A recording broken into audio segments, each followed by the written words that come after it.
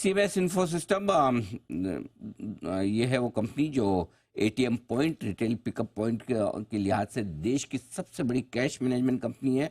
और मार्च 2023 तक के जो हमारे पास नंबर्स हैं एटीएम पॉइंट के मुकाबले में के लिहाज से दुनिया की सबसे बड़ी कैश मैनेजमेंट कंपनी भी आप इसे मान सकते हैं। Cash management services, manage services का जबरदस्त कारोबार कंपनी करती है। नतीजा आए थे कल देर शाम, मैं आपके सामने रख दूं। आय 25% बढ़कर 627 करोड़, कामकाजी मुनाफा 7.5% बढ़कर 155 करोड़, मार्जिन थोड़े से घटे हैं, 29.25% से 25% के आसपास 3% की कमी आई है, मुनाफा 14% बढ़कर आया है। आइए मुलाकात करेंगे हम राजीव कौल साहब से, vice chairman, whole time director और सीईओ हैं कंपनी के। बिरला इंस्टीट्यूट ऑफ टेक्नोलॉजी से आपने engineering specialization in computer science में बैचलर्स की डिग्री हासिल की है। XLRI जमशेदपुर से आपने बिजनेस मैनेजमेंट में पोस्ट ग्रेजुएशन डिप्लोमा किया है। टेक्नोलॉजी, प्राइवेट इक्विटी और कैश मैनेजमेंट इंडस्ट्री में कौल साहब का 30 साल से ज़्यादा लंबा गहरा अनुभव है। नंबर्स काफ़ी मजबूत दिख रहे हैं। कौल साहब, बहुत बहुत स्वागत है आपका, धन्यवाद हमें समय देने के लिए। Good morning sir. बताएं सर, अच्छी ग्रोथ आपके रेवेन्यू में नज़र आ रही है, लेकिन मार्जिन्स घट कर आए हैं, इन दोनों के पीछे की वजह बताएं सर। नमस्कार आनंद जी, थैंक यू, आपने हमें अपने शो पे बुलाया।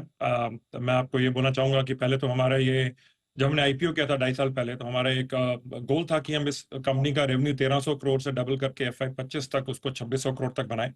और आज हमने पिछले बार भी आपके शो पे बोला था कि हमारी अभी काफी कॉन्फिडेंस है कि हम वो टारगेट अचीव करेंगे FY25 में।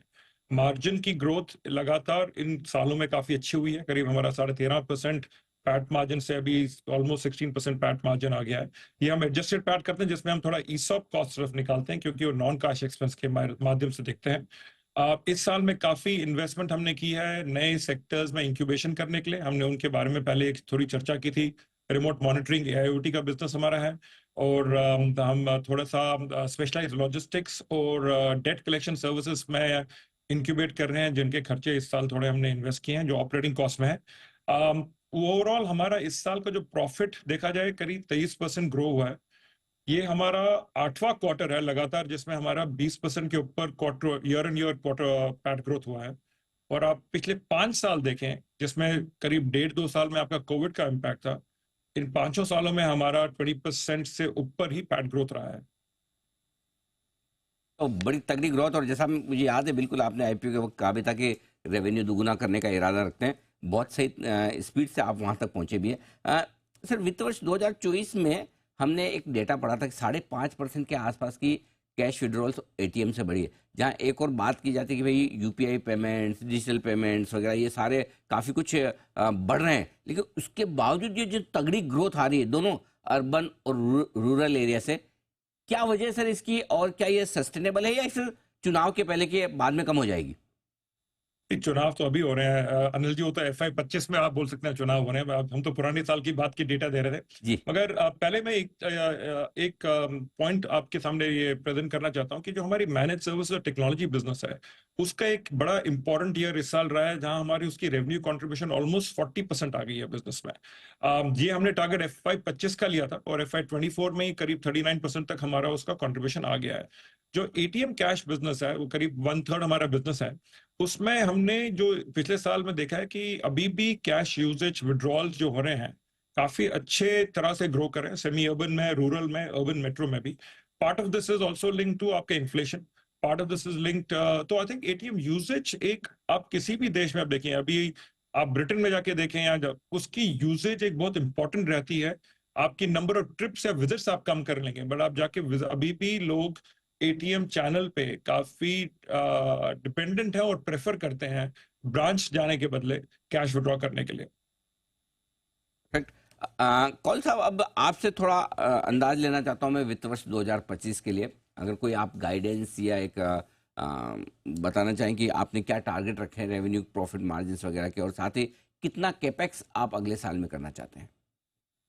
तो अनिल जी, हम थोड़ी सिंपल कंपनी है, हमने बड़ा एक सिंपल एक ही हमने फोरकास्ट या गाइडेंस दिया है अभी तक, जो है कि FY25 की हमारी रेवेन्यू रेंज क्या रहेगी। हमने 2500 से 2700 की रेंज उसको बोला है।